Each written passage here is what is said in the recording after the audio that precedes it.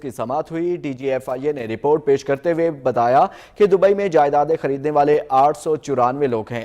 374 کہتے ہیں Amnesty scheme سے فائدہ لیا۔ 150 ایسے ہیں جنہوں نے پراپرٹی ظاہر نہیں کی۔ 82 نے جائیدادوں سے انکار کیا جن کے خلاف ایکشن لیں گے۔